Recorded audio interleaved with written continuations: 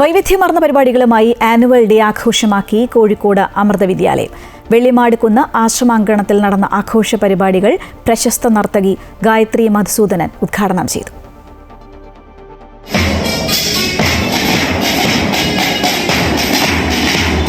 വിദ്യാഭ്യാസത്തിനൊപ്പം കലയ്ക്കും കായിക മേഖലയ്ക്കും പ്രാധാന്യം നൽകണമെന്ന സദ്ഗുരു മാതാ അമൃതാനന്ദമയി ദേവിയുടെ കാഴ്ചപ്പാടാണ് അമൃത വിദ്യാലയങ്ങളിലെ ഓരോ ആഘോഷങ്ങളും.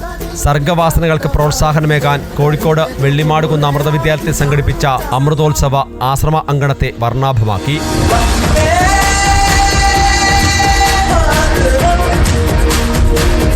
ആഘോഷ പരിപാടികൾ പ്രശസ്ത നർത്തകി ഗായത്രി മധുസൂദനൻ ഉദ്ഘാടനം ചെയ്തു.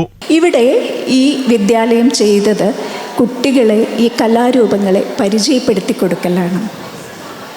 ഈ കുട്ടികൾക്ക് ഇങ്ങനെയും ഒരു സംഗതി ഉണ്ട് എന്ന് പറഞ്ഞു കൊടുക്കുക, അത്രേ വേണ്ടു.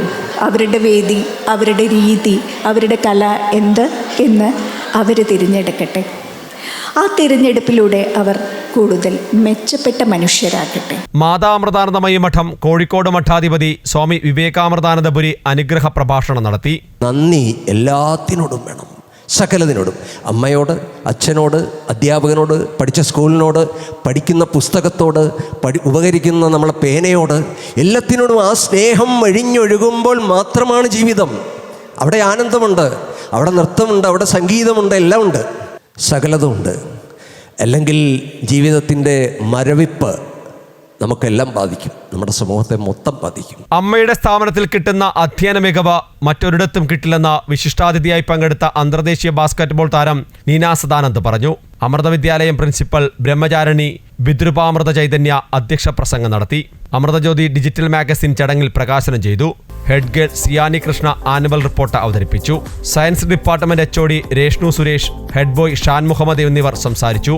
കലാകായിക മത്സരങ്ങളുടെ മികച്ച പ്രകടനത്തിനുള്ള പുരസ്കാരങ്ങളും വിതരണം ചെയ്തു.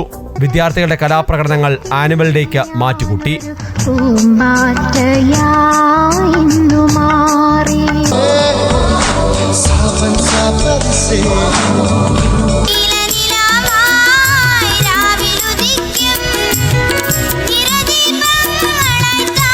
അമൃത ന്യൂസ് കോഴിക്കോട്.